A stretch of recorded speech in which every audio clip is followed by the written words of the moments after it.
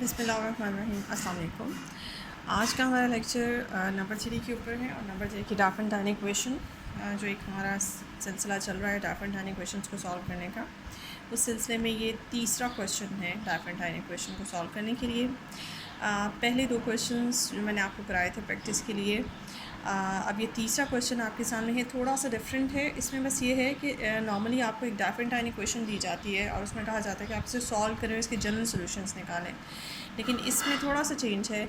इसमें आपको कहा जा रहा है कि आप जितने भी सॉल्यूशंस निकलते हैं उनमें से पॉजिटिव सॉल्यूशन सिर्फ निकाल के दें।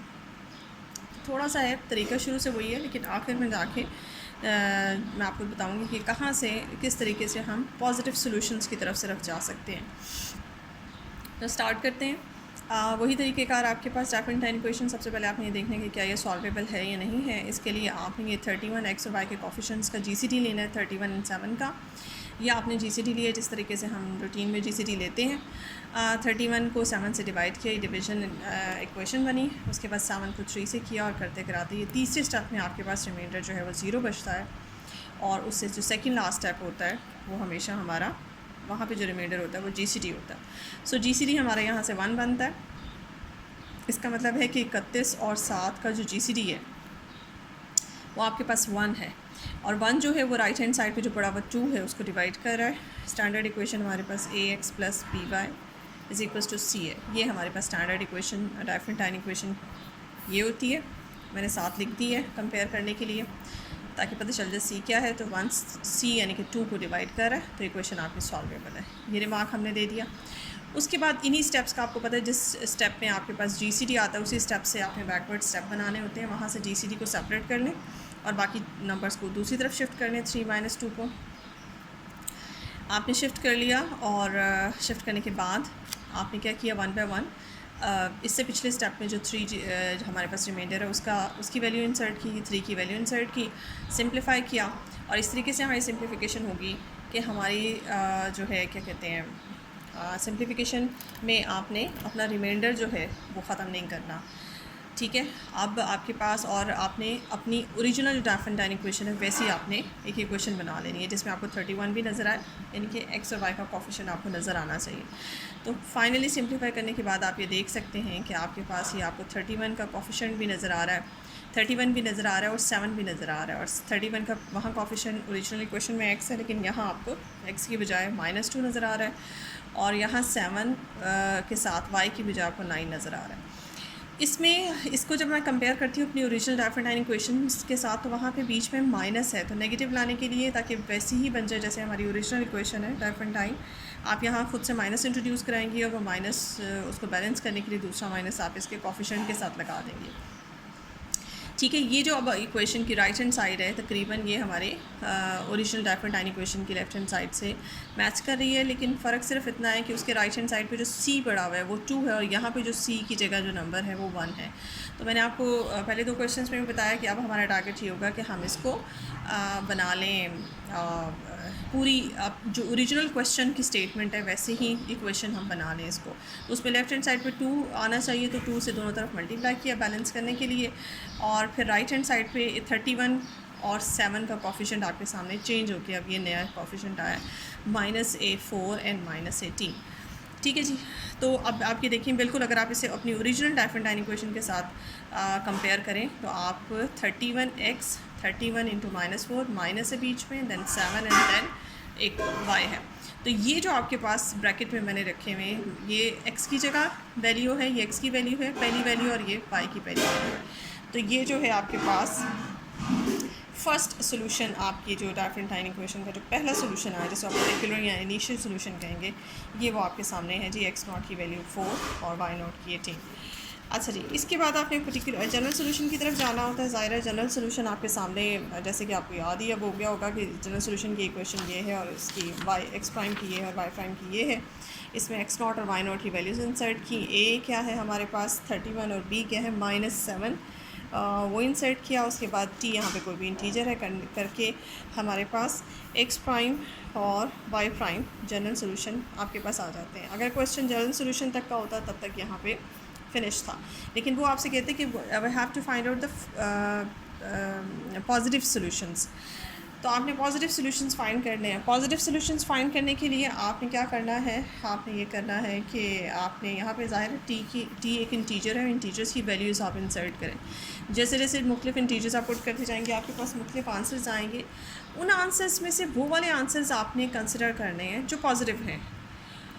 टी की जिन वैल्यूज़ के लिए आपके पास पॉजिटिव आंसर्स आते हैं आप उनको कंसिडर करेंगे, और जिनके लिए नेगेटिव आंसर आते हैं आप उसको इग्नोर कर देंगे। अब देखें, अगर मैं टी को 0 पुट करती हूँ तो आपके पास एक्स प्राइम और वाई प्राइम के आंसर्स जो हैं वो एक्स नॉट और वाई नॉट ओरिजिनली आ जाते हैं, तो ये आपके पास इग्नोरेबल है। टी की ये वैल्यू जो है अगर मैं पुट करती हूँ तो मेरे पास नेगेटिव आंसर्स आते हैं, और मुझे अभी फ़िलहाल नेगेटिव सॉल्यूशंस नहीं चाहिए, फाइनली मुझे पॉजिटिव सॉल्यूशंस चाहिए। तो इसका मतलब है टी की 0 वैल्यू पुट करने से मेरे पास रिक्वायर्ड जो है वो चीज़ नहीं आती। अब आप टी को 1 पुट करें। जब आप टी को 1 पुट करते हैं दोनों तरफ आपके पास ये आंसर आता है। टी को 2 पुट करने से आपके पास पॉजिटिव आंसर्स आते हैं। तो देखें टी की वैल्यू 1, 2 एंड सो ऑन। अब आप यहाँ से देख सकते हैं इन दोनों ही वैल्यूज़ से कि यहाँ पे जैसे जैसे आप टी की पॉजिटिव वैल्यूज़ और बड़ी values 2, 3, 4 and so on put करते जाएंगे, एक्स प्राइम और वाई प्राइम का आंसर किसी सूरत भी नेगेटिव नहीं आएगा, जैसे कि इनकी वैल्यू से ज़ाहिर है यहाँ 31 का मल्टीपल है टी और यहाँ 7 का मल्टीपल है। जैसे जैसे टी बड़ा होता जाएगा पॉजिटिव, वैसे वैसे आपके पास सॉल्व करने के बाद एक्स प्राइम और वाई प्राइम के आंसर्स पॉजिटिव आते जाएंगे, नेगेटिव नहीं आएंगे। इसका मतलब है T1 से लेकर ऑनवर्ड तक जितने भी ये टी की वैल्यूज़ हैं इन सब पे हमें पॉजिटिव सोल्यूशंस मिलेंगे अपने डाइफेंटाइन इक्वेशन के। ठीक है जी, हमें अपनी डाइफेंटाइन इक्वेशन के पॉजिटिव सोल्यूशंस मिल गए। और अब आते हैं वापस, जैसे मैंने आपको पहले भी बताया था कि यहाँ पे ये जनरल सोल्यूशन अगर आप ऐसे आंसर्स लिखते हैं तो ठीक है, लेकिन यहाँ पे जो एक्स नॉट ये वाई नॉट है और ये एक्स नॉट है ये नेगेटिव है, और हम कोशिश करते हैं कि हमारे जो जनरल सोल्यूशन के अंदर एक्स नॉट और वाई नॉट की वैल्यूज़ हैं वो पॉजिटिव हो। तो इसको पॉजिटिव करने के लिए देखें आपके पास आपने ये निकाल के रखी हुई है एक्स प्राइम और वाई प्राइम की वैल्यूज़, वो कौन सी ऐसी वैल्यूज़ हैं जो सबसे लीस्ट भी हैं और पॉजिटिव भी हैं। क्योंकि देखिए -1 टी की वैल्यू -1, -2 एंड -3 मैंने यहाँ पे नेगेटिव टी की वैल्यूज़ नहीं पुट की हैं, क्योंकि मुझे पता है कि जब मैं नेगेटिव टी यहाँ पुट करती हूँ एक्स प्राइम और वाई प्राइम में तो आंसर मेरे पास नेगेटिव ही आता है। तो वो नेगेटिव आंसर ना तो मुझे अपने क्वेश्चन की स्टेटमेंट के मुताबिक चाहिए, क्योंकि मुझे नेगेटिव आंसर्स को इग्नोर करना है, और ना ही मुझे इस वक्त यहाँ पे लीस्ट एक्स नॉट और वाई नॉट की वैल्यू बनाने के लिए ना ही मुझे वो नेगेटिव आंसर्स चाहिए। उन नेगेटिव आंसर्स को तो मैंने इग्नोर कर दिया। अब मैंने कंसिडर करना शुरू किया T1, 2 एंड 3 ऑनवर्ड से। तो यहाँ पे जो जितने भी आंसर्स अब आते जा रहे हैं, जैसे पहले 3 और 13 आया, उसके बाद देखिए 10 और 44 आया, और अंडरस्टूड बात है कि इसके बाद 3 पे T=3 पे जो एक्स प्राइम और वाई प्राइम का आंसर आएगा वो इनसे भी बड़ा होगा।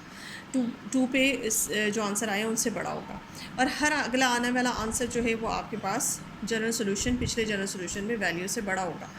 तो आपको जो सबसे लीस्ट मिलेगा वो T=1 पे लीस्ट वैल्यू एक्स प्राइम की और वाई प्राइम की मिल रही है। तो जो लीस्ट वैल्यू मिलती होती है हम उसको अपने एक्स नॉट से रिप्लेस कर लेते हैं। ये एक्स नॉट जो है ये लीस्ट नहीं है, और दूसरी बात ये एक्स नॉट और वाई नॉट जो है वो नेगेटिव भी है।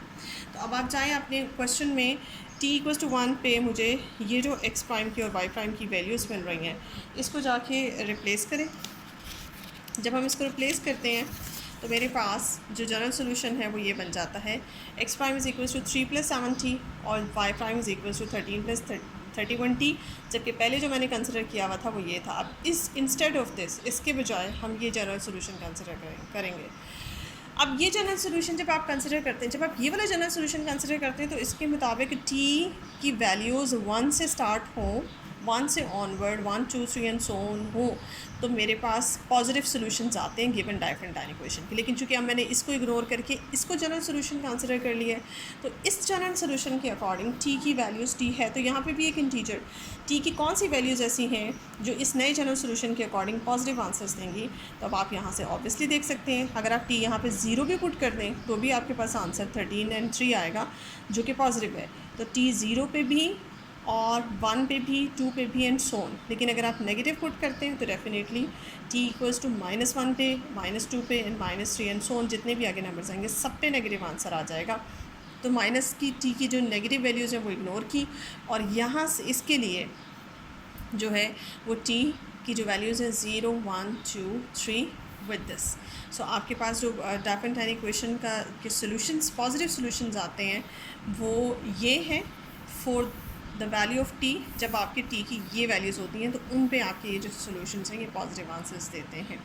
जब आप इसको कंसिडर कर रही थी तो इसको फॉर एग्जाम्पल अगर आप इसको कंसिडर कर लेते हैं और ये वर्किंग नहीं करते, जैसे मैंने आपको कहा है कि ये भी अगर आप आंसर लिख दें तो इट्स ओके, मुझे कोई एतराज़ नहीं है। लेकिन हम यहाँ पे लीस्ट की तलाश में, इनिशियल पर्टिकुलर वैल्यू को लीस्ट करने के चक्करों में हम थोड़ा सा वर्किंग हमारी ज़्यादा हो जाती है। अगर आप फॉर एग्जांपल लीस्ट नहीं करती हैं और आप इसी को अपना जनरल सोल्यूशन मानती हैं तो फिर आपको इसके मुताबिक देखना होगा कि कहाँ पे मेरा टी, कौन से टीज़ यहाँ पे पुट करूँ कि मेरा एक्स प्राइम और वाई प्राइम जो है वो पॉजिटिव आए।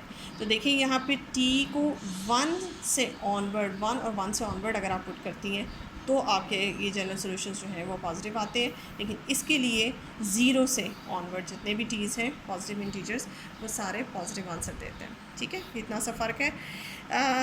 अब नेक्स्ट है हमारे पास कुछ क्वेश्चंस हैं। ये क्वेश्चंस स्टेटमेंट की फॉर्म में भी आपको आ सकते हैं डाइफरेंट डाइनिंग क्वेश्चन के, लेकिन इसमें इस तरह की स्टेटमेंट होगी और आपने डाइफरेंट डाइनिंग क्वेश्चन खुद बनानी है। तो मैंने सोचा कि मैं आपको कुछ करवा दूँ, डाइफरेंट डाइनिंग क्वेश्चन बनानी है और उसके बाद उसको सॉल्व करना है, और सॉल्व करके आपने सॉल्व करना तो आपको आता है, लेकिन क्वेश्चन की स्टेटमेंट्स कुछ दिखा दूँ। जैसे कि क्वेश्चन नंबर 1 है आपके पास, write 25 as a sum of 2 positive integers as one of which is divisible by 3 and other is divisible by 2। देखिए 25 को आपने सम ऑफ 2 नंबर्स लिखना है, 2 नंबर्स के सम के फॉर्म में लिखना है। ठीक है, जस्ट लाइक दिस कि ये 25 लिखा हुआ है, 25 को लिखना है, एक नंबर ए है और एक नंबर बी है, इन दोनों के सम के फॉर्म में लिखना है। अब इन दोनों के बारे में इंफॉर्मेशन क्या है, ये नंबर जो है इनमें से एक नंबर जो है वो 2 से डिविजिबल है, 2 इसको डिवाइड करता है, यानी कि 2 जो है वो ए को पूरा पूरा डिवाइड करता है। और दूसरे नंबर के बारे में इंफॉर्मेशन ये है कि इसको जो है 3 पूरा पूरा डिवाइड करता है, सॉरी 3 जो है वो बी को पूरा पूरा डिवाइड करता है। अब देखिए ये फैक्ट तो हम पढ़ चुके हैं ना, ये सारी थ्योरी तो हमें हमारे जहन में है कि इसका क्या मतलब होता है। 3 अगर बी को पूरा पूरा डिवाइड कर रहा है तो इसका मतलब है कि 3 is a factor of B, या 3 is a factor of B, या बी को हम, यानी कि 3 is a factor of B, 3 को हम किसी भी इंटीजर से मल्टीप्लाई करें तो आंसर में मेरे पास बी आएगा, यानी कि B can be written as the multiple of 3। ठीक है, तो यही चीज़ है, एक नंबर जो है जो 3 से डिविजिबल है उस नंबर को हम 3 के मल्टीपल की फॉर्म में लिख सकते हैं, और दूसरा नंबर जो 2 से डिविजिबल है उसको हम 2 के मल्टीपल की फॉर्म में लिख सकते हैं, वेयर एक्स एंड वाई जो है वो यहाँ पे कोई भी इंटीजर है। ठीक है जी, अब आपके पास और इंटीजर जो है, और ये होंगे भी पॉजिटिव इंटीजर्स, बिकॉज इन दोनों के सम से हमारे पास 25 आ रहा है। ठीक है, और वैसे भी अच्छा ये पॉजिटिव भी हो सकते हैं, आप यहाँ पे ये नेगेटिव भी हो सकते हैं। ठीक है, क्योंकि मैं समझी थी कि कोई क्वांटिटी है, क्वांटिटी होती है किसी चीज़ की तो वो हमेशा पॉजिटिव होती है। फिलहाल 25 को 2 नंबर्स के सम के फॉर्म में लिखना है। तो ये इक्वेशन आपकी ऐसी बनेगी, इसमें 2 वेरिएबल्स भी आ गए, जिसमें 2 वेरिएबल आए और लीनियर 1 पावर के साथ हो तो वो आपके पास डाइफरेंटाइन इक्वेशन होती है। तो ये बन गई आपकी डाइफरेंटाइन इक्वेशन। अब आप इसे सॉल्व करें। सेकेंड है आपके पास, a man buys horses and cows for a total amount of rupees this. If a horse cost rupees 310 and a cow cost rupees 200, find the number of horses and cows।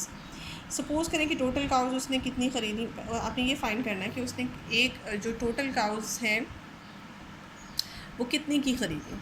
ठीक है, दोनों को अगर एक cow की कीमत जो है वो आपके पास 200 है और आप सपोज़ करें कि आपने एक्स काउज़ ख़रीदी, तो आप एक्स को 200 से मल्टीप्लाई कर देंगे तो टोटल जो आपके पास काउस की कॉस्ट है वो आपके पास आ जाएगी। इसी तरह से 310 को अगर आप टोटल हॉर्सेस की तादाद से एक हॉर्स की वैल्यू को मल्टीप्लाई करते हैं तो आपके पास टोटल हॉर्सेस की कॉस्ट आ जाती है। तो इन दोनों की कॉस्ट को ऐड करने से आपके पास टोटल अमाउंट जो उसने एक्सपेंड की है वो आ जाती है। तो ये आपके पास बन गई एक डाइफरेंटाइन इक्वेशन और आपने इसको सॉल्व करना है, यानी कि इन क्वेश्चंस में डाइफरेंटाइन इक्वेशन भी आपने खुद बनाना है। अगला है क्वेश्चन हमारे पास, Write 100 as a sum of 2 summands, one of which is divisible by 7 and other by 11। ये बिल्कुल आपका जैसे क्वेश्चन नंबर 1 मैंने आपको बताया ना, वैसे ही आपका क्वेश्चन नंबर 3 है कि 100 के 2 हिस्से बनाने हैं, यानी कि 100 can be written as a sum of 2 numbers, जैसे 25 was written as a sum of 2 numbers, one is divisible by 7 and other is divisible by 11। बिल्कुल वैसे ही है। तो ये आपके पास इक्वेशन पड़ी हुई है। 1 इज़ डिविजिबल बाई 7, जो डिविजिबल बाई 7 है वो 7 के मल्टीपल की फॉर्म में लिखा जा सकता है, जो 11 से है वो 11 के मल्टीपल की फॉर्म में लिखा जा सकता है, और इनको ऐड करने से आपके पास 100 आना चाहिए, वेयर एक्स एंड वाई जो है वो कोई भी इंटीजर्स है। ठीक है जी, फाइंड टू फ्रैक्शंस नेक्स्ट है आपके पास, दो फ्रैक्शंस फाइंड करें हुज डिनोमिनेटर आर 7 एंड 13। तो फ्रैक्शंस आपने बनाई, फॉर एग्जांपल ये फ्रैक्शन एक x/7 और एक y/13 बना ली, और उन दोनों फ्रैक्शंस का सम जो है वो 33/91 है। आपने वो दो फ्रैक्शंस फाइंड करके बतानी है कि वो दो फ्रैक्शंस क्या हैं, यानी कि फाइनली इसमें भी आपने x और y को फाइंड आउट करना है। इसको सिंप्लीफाई करेंगे डाइफरेंटाइन इक्वेशन की फॉर्म बन जाएगी, और इसको वैसे ही सॉल्व करना है जैसे डाइफरेंटाइन इक्वेशन को करना। हाँ, ये आपके असाइनमेंट समझें। इस तरह के क्वेश्चंस पेपर में आ जाते हैं स्टेटमेंट की फॉर्म में, तो फिर समझ नहीं लगती कि इनको कैसे करना है। बेसिकली होती है डाइफरेंटाइन इक्वेशन के क्वेश्चंस हैं, लेकिन बनानी इक्वेशन खुद होती है। तो होप सो कि अब आप इतनी तीन मैंने एक्सरसाइजेस आपको करवाई हैं, प्रॉब्लम्स क्वेश्चंस कराए हैं, उसके बाद आप इस काबिल होंगे कि आप इन क्वेश्चंस को खुद कर सकें। आज के लेक्चर में इतना ही। इंशाल्लाह नेक्स्ट लेक्चर में मज़ीद नए टॉपिक के साथ मिलेंगे। Thank you so much. मेरी इस वीडियो को लाइक करें, शेयर करें और चैनल को सब्सक्राइब करें अगर आपने अभी तक सब्सक्राइब नहीं किया तो। Thank you so much.